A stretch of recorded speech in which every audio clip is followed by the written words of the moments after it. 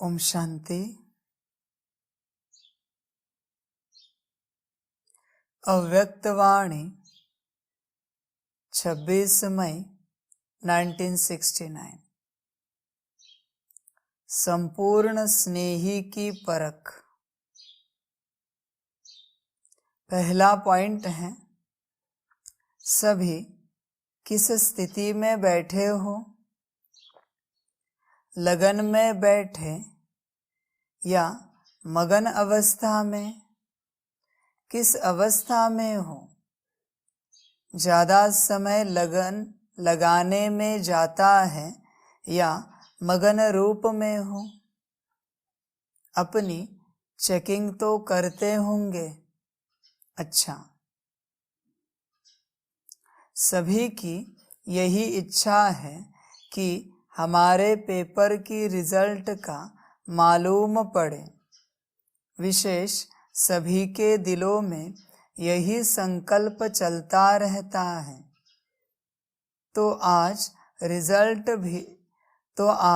Result सभी सुना देते हैं। बाबा कहते हैं, सभी किस स्थिति में बैठे हो। सभी बच्चे अपने आप को चेक करें। जब भी बाप के सामने बैठते हैं तो कौन सी अवस्था में बैठते हैं। अपने आप को क्या समझकर बैठते हैं। अपने आप को क्या समझकर सुनते हैं। समझ की बात है बच्चों के लिए।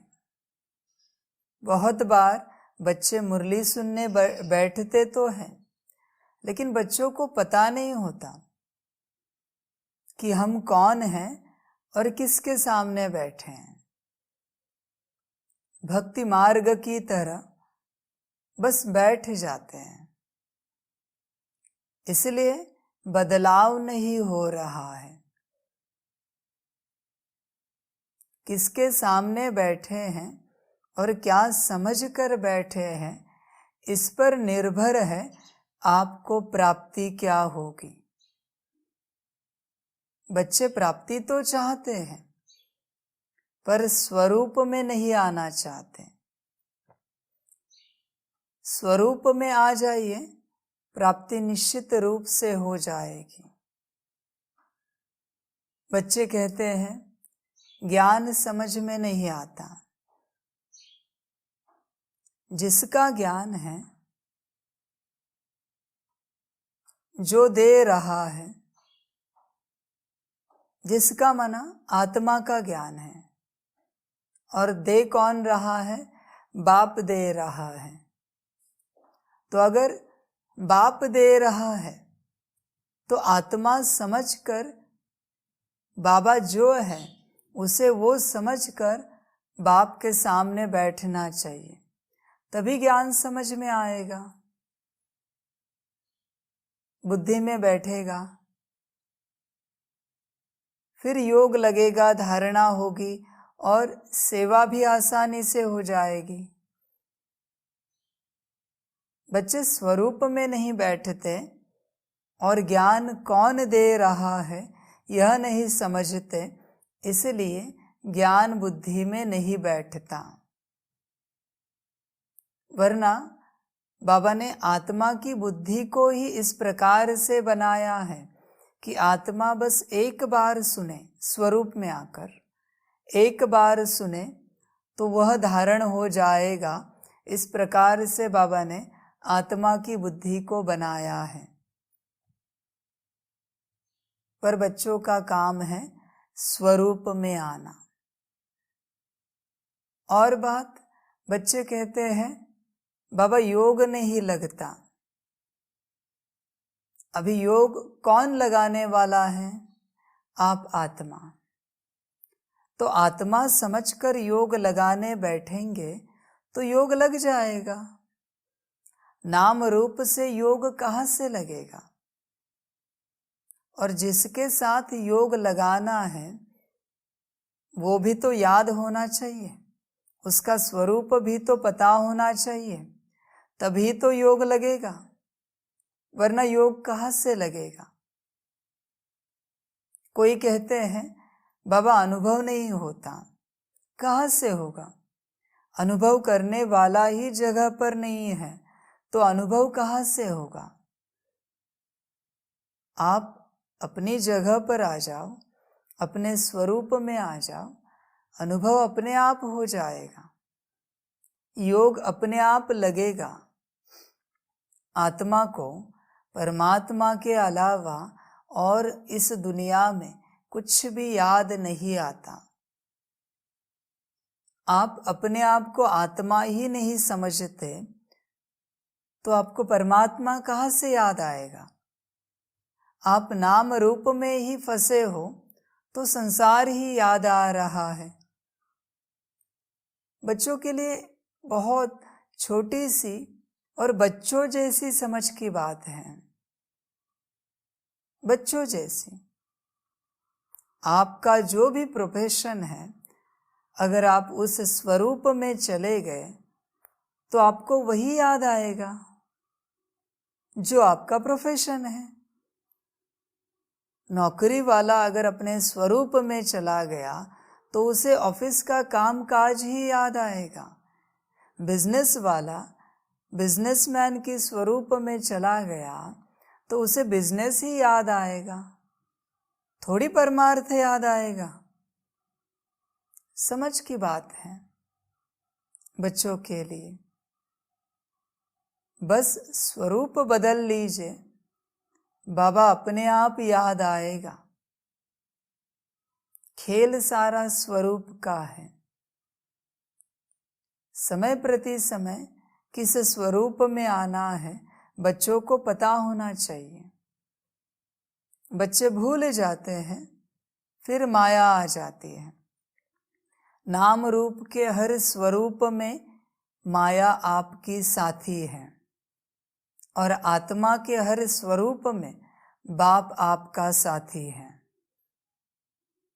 जब माया आपकी साथी है तब आपको दुख मिलेगा, क्योंकि माया को आपके दुख में ही सुख महसूस होता है। और जब बाप आपका साथी है तो आपको सुख मिलेगा, क्योंकि आपके सुख में ही बाप का सुख है। सिंपल सी बात है।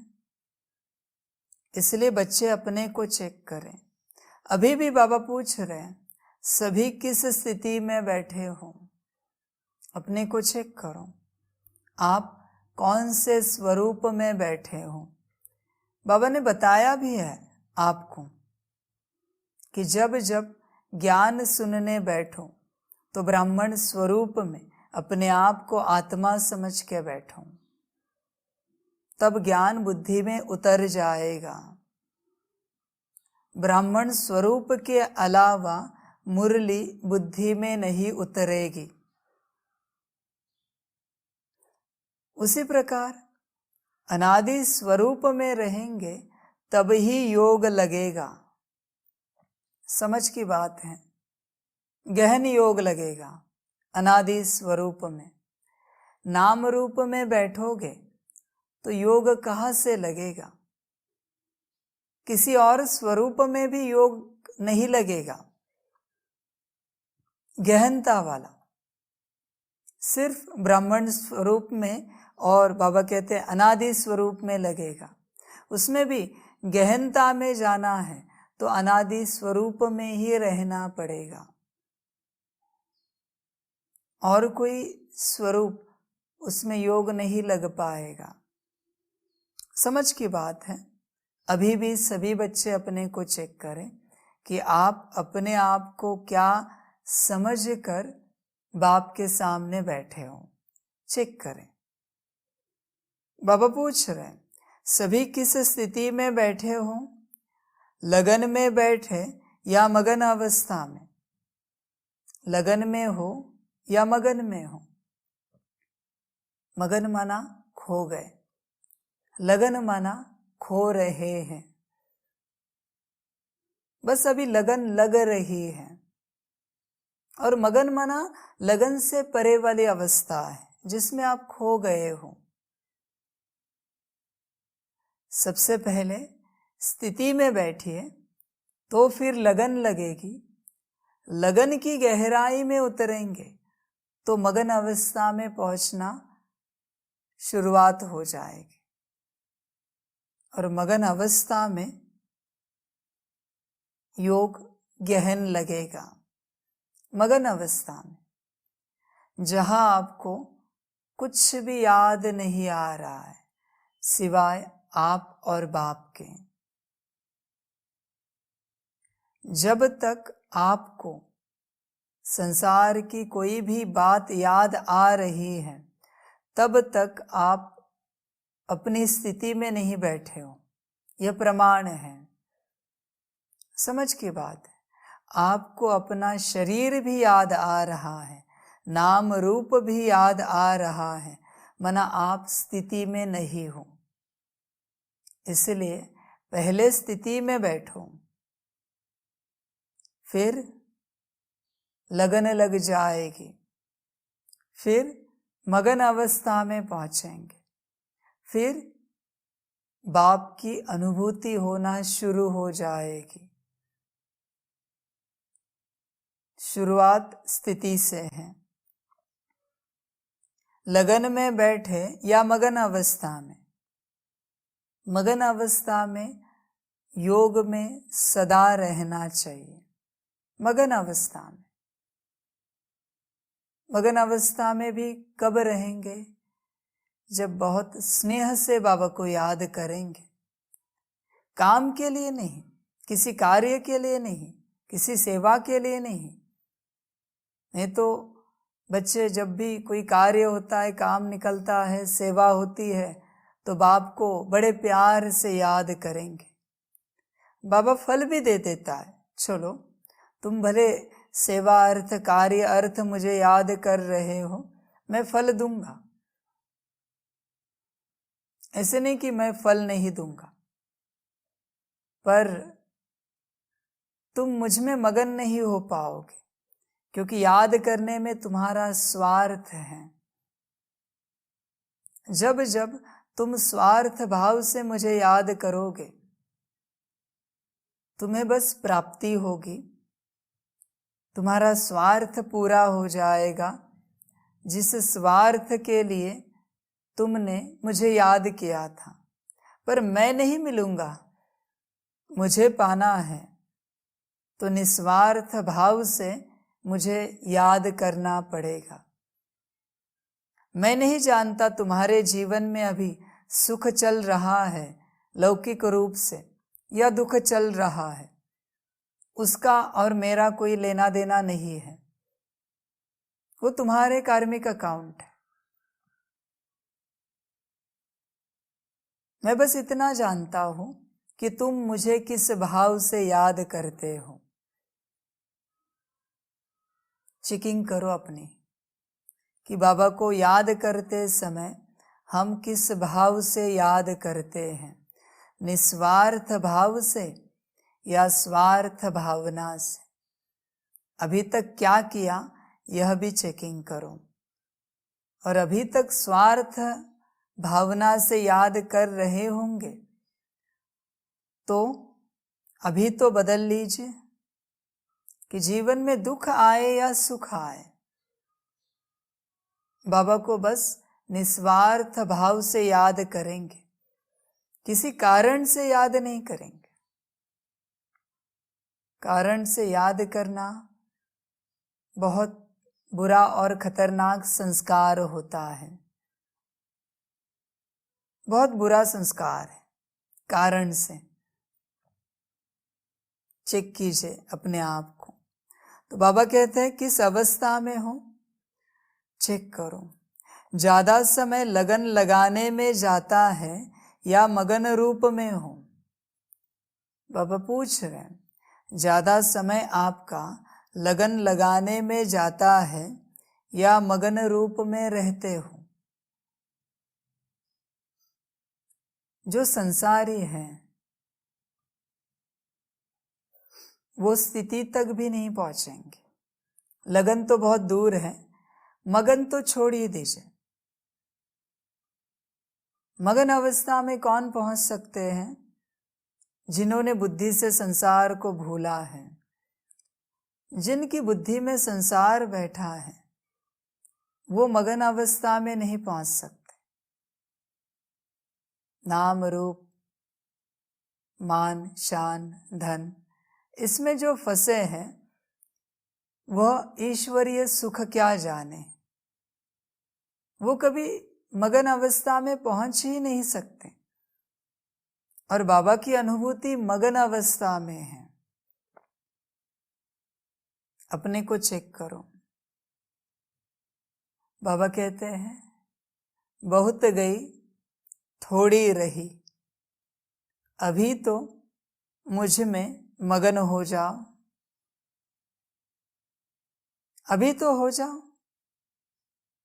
कब तक तुम संसार करोगे? बुद्धि से। बाहरी रूप से हर किसी को संसार करना है, लेकिन बाबा वही कह रहा है कि बुद्धि से भी कब तक करोगे?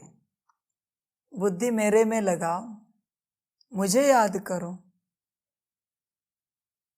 तो चेक करो।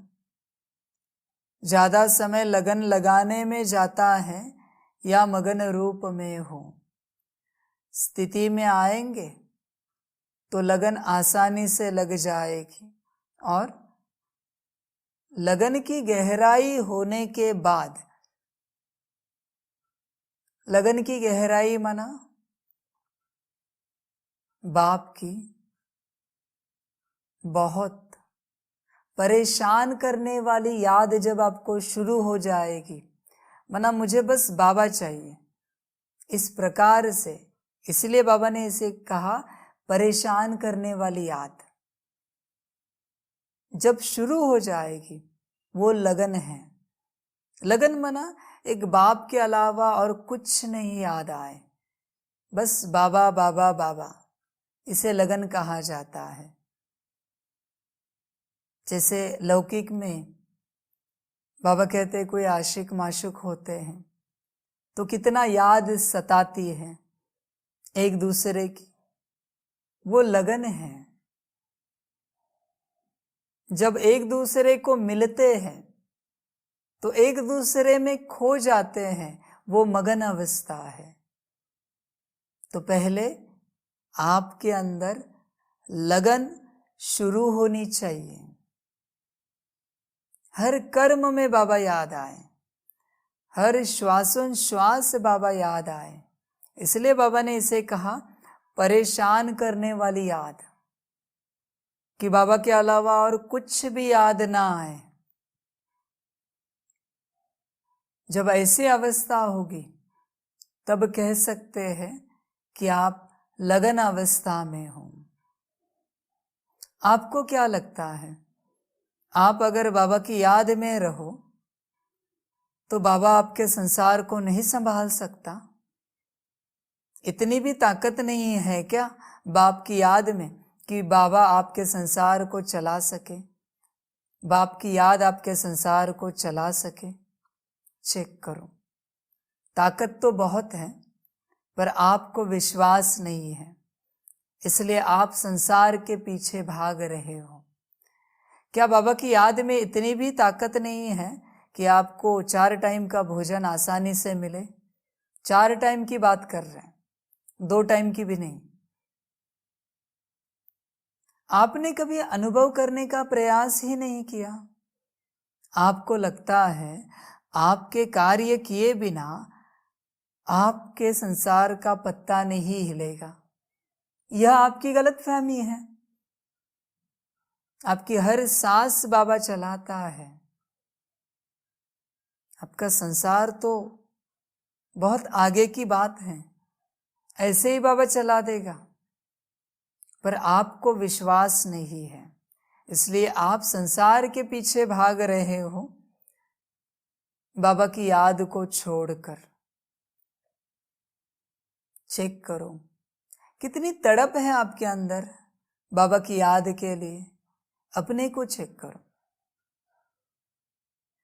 बस कहते हैं बच्चे मेरा बाबा, मीठा बाबा कहने से कुछ नहीं होता। याद के लिए तड़प होनी चाहिए।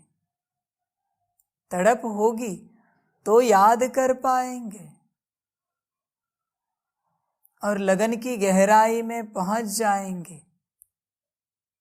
मगन अवस्था फिर भी बाकी है। लगन अवस्था में पहुंचेंगे, उसकी गहराई में जाएंगे। वापिस कहते हैं तब ही मगन अवस्था की शुरुआत होगी। अभी मगन अवस्था में खोना भी बाकी है।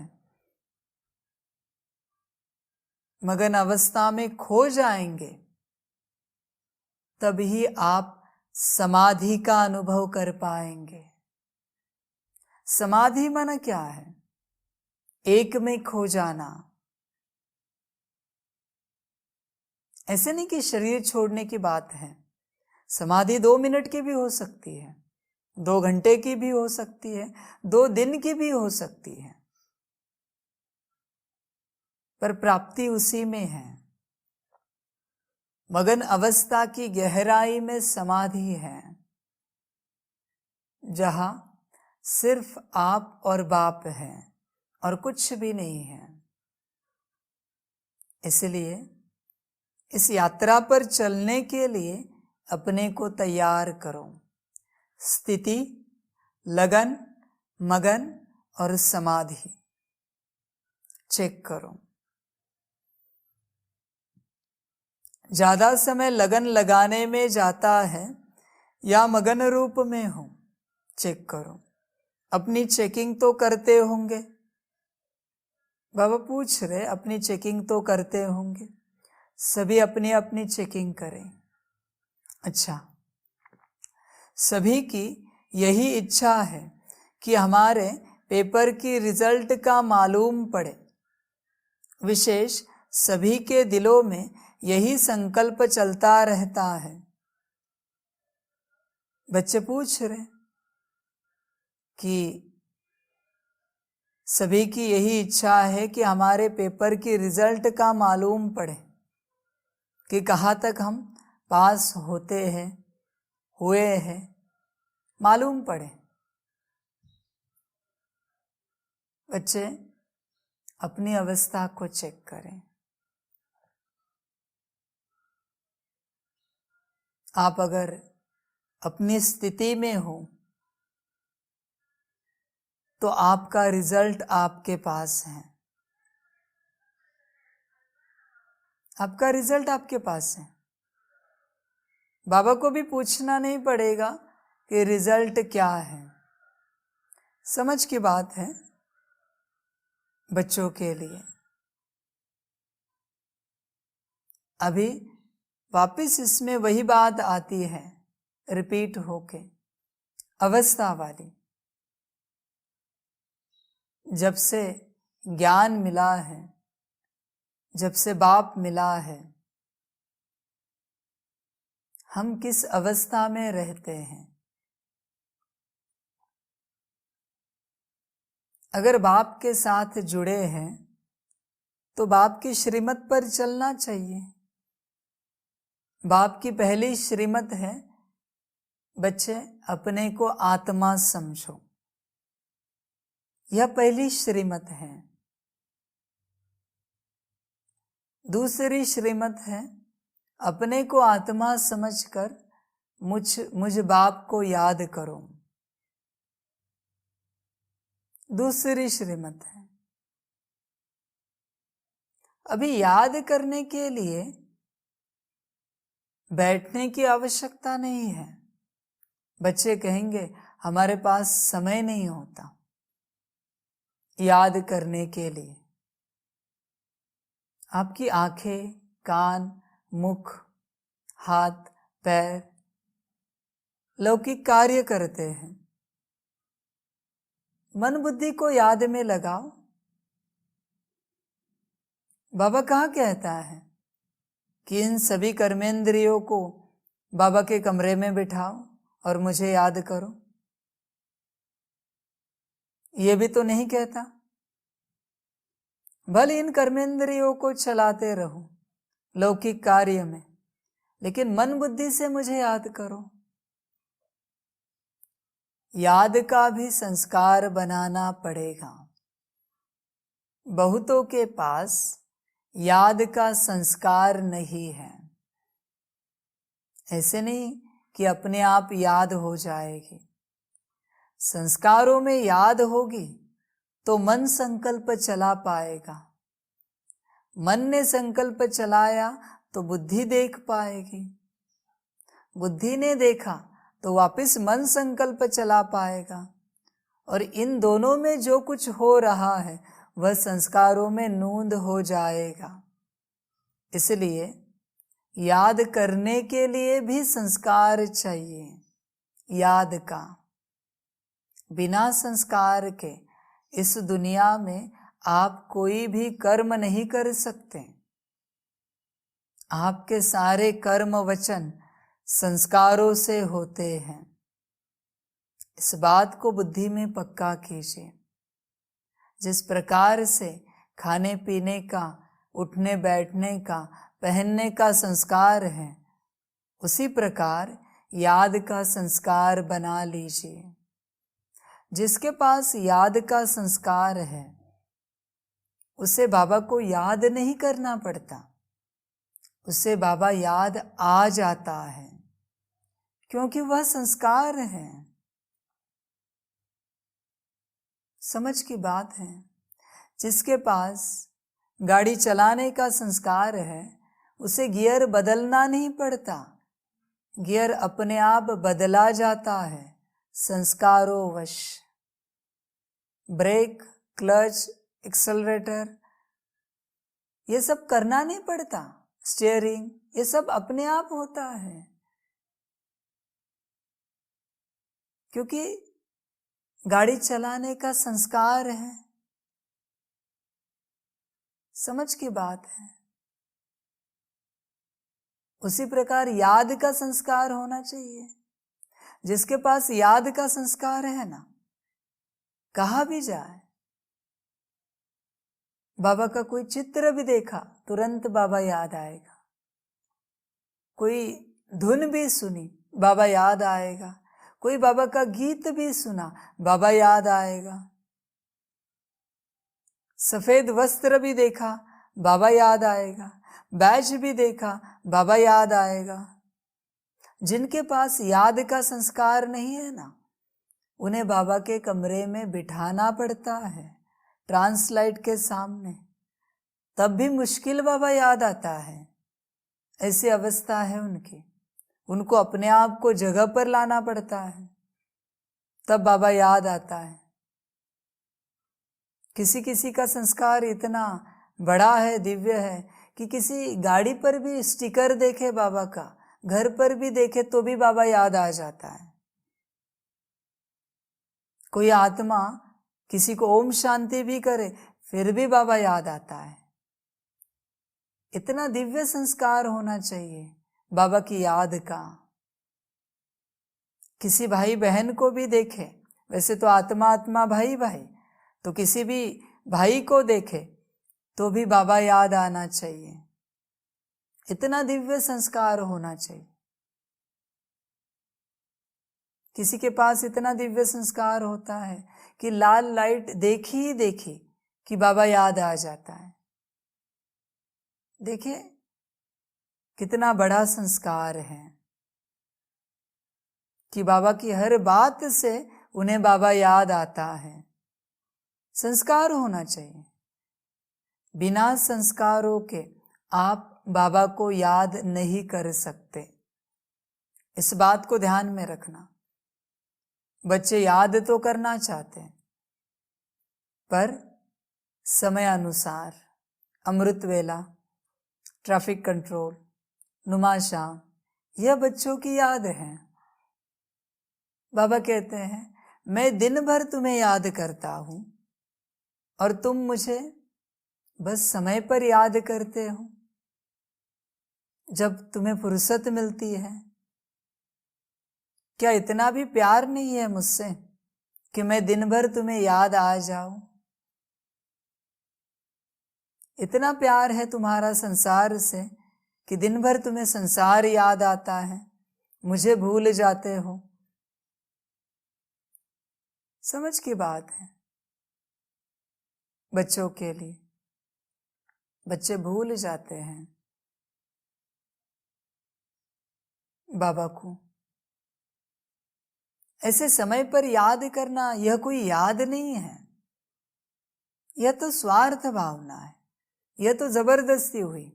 अरे चलो 7 बज गए, नुमा शाम हो गया, बाबा की याद में बैठते हैं। ऐसे कोई याद होती है क्या? कोई कहे कि 7 बजे है, नुमा शाम हो गया, कहो दिन भर हम बस बाबा की याद में होते हैं, बैठने की आवश्यकता नहीं है। हमारी मन बुद्धि बस बाबा की तरफ लगी है, भल हम कर्मेंद्रियों से कर्म कर रहे हैं। बाबा ने हमारा संस्कार ही याद का बना दिया है, तो अलग से याद करने की आवश्यकता क्या है? कोई कोई बच्चे हैं, बाबा कहेंगे बाप समान हैं, जिन्हें सपने में भी बाबा याद आता है किसी न किसी रूप में। कोई कोई बच्चे हैं जो सपने में भी अनुभव करते हैं कि हम बाबा की याद में बैठे हैं, गीत लगा के, लाल लाइट लगा के, या फिर ऐसे ही, लेकिन बाबा की याद में बैठे हैं। ऐसे सपने आते हैं। क्या संस्कार होगा बाबा की याद का? आप विचार कीजिए। बिना संस्कार के आप बाबा को याद नहीं कर सकते। कोई भी कर्म करने के लिए संस्कार चाहिए। समझ की बात है। जैसे आप कहते हो ना, आपकी दुनिया में किसी देश में गए, कोई नया पदार्थ खाना है जो कभी आपने सुना नहीं, देखा नहीं, बनाया नहीं, तो आप कहते हो पहले इसके टेस्ट को समझना पड़ेगा, फिर उसके टेस्ट को धारण करना पड़ेगा, फिर हम उसे खा पाएंगे। तो कुछ समय तो जाता है ना उसकी टेस्ट को धारण करने में। टेस्ट को धारण करना माना क्या है? संस्कार बनाना। आपने उस पदार्थ की टेस्ट का संस्कार बनाया। अब कभी भी आप उस देश में जाएंगे तो आप वो पदार्थ खा पाएंगे, क्योंकि आपने उसकी टेस्ट का संस्कार बना लिया। बात तो वही है। संस्कारों के बिना आप बाबा को याद नहीं कर सकते। हर आत्मा चेक करे, मेरे अंदर बाबा को याद करने का, बाबा की याद का संस्कार कितना है। हर आत्मा चेक करे। ये ज्ञान भी सुन रहे हैं बाबा को याद करने के लिए। आपके अंदर ज्ञान सुनने का संस्कार है, बहुत अच्छी बात है, लेकिन ज्ञान से करना क्या है? याद ही करना है ना बाबा को। तो याद का संस्कार कितना है, चेक कीजिए। अगर याद का संस्कार नहीं है तो ज्ञान का कोई उपयोग नहीं है। ज्ञान मिला ही है बाबा को याद करने के लिए, वरना ज्ञान को क्या करेंगे? करेंगे क्या ज्ञान का? इसलिए अपने को चेक करो, मेरे अंदर बाबा की याद का संस्कार कितना है। क्या हर कर्म में, हर घड़ी, हर घंटा हम बाबा को याद कर पाते हैं? अपने आप बाबा याद आना चाहिए। जिन्हें अपने आप बाबा याद आता है उनका बाबा से स्नेह है, प्यार है। जिन्हें बाबा को याद करना पड़ता है वो स्वार्थ भाव से बाबा को याद कर रहे हैं। उनका स्नेह नहीं है बाबा से, बस काम के लिए, कार्य के लिए, सेवा के लिए बाबा को याद कर रहे हैं। बस अपना काम हुआ, बात बन गई, बाबा अपने रास्ते, मैं अपने रास्ते, मेरा काम हो गया। ऐसे बच्चे हैं। क्या सुदामा ने श्री कृष्ण जी को स्वार्थ भाव से याद किया था? चेक कीजिए कि मुझे कुछ मिले। क्या स्वार्थ भावना से वो गए थे? चेक कीजिए। समझ की बात है बच्चों के लिए। अपनी खुद की चेकिंग कीजिए। चेकिंग करेंगे तो पता चलेगा कि हमारी याद कौन सी है। अभी भी बहुत गई, थोड़ी रही। अभी उस थोड़ी की क्या करना है या क्या करनी है आप जानो। बाबा कोई फोर्स नहीं करेगा, मर्जी बच्चों की। बाबा अंत तक प्यार से समझाता ही रहेगा, मर्जी बच्चों की। आखिर जिन्हें बनना है वो बनकर ही रहेंगे। यह ड्रामा में नूंद है। अभी उसमें आप हो या नहीं हो, यह आपकी मर्जी है, यह आपकी मर्जी है। तो अपने को चेक करते रहो कि हम बाबा को कितना याद करते हैं। बिना मतलब के, निस्वार्थ भावना से और स्नेह से, प्यार से कितना याद करते हैं। अपनी चेकिंग करते रहो। अच्छा, ओम शांति। सभी बच्चों को बाप की पदम गुणा, याद, प्यार, गुड मॉर्निंग और नमस्ते। सदा खुश रहना, मौज में रहना और बाप की याद में रहना। याद सदा कायम रहे और वह भी स्नेह से, प्रेम से, निस्वार्थ भावना से। अच्छा, ओम शांति।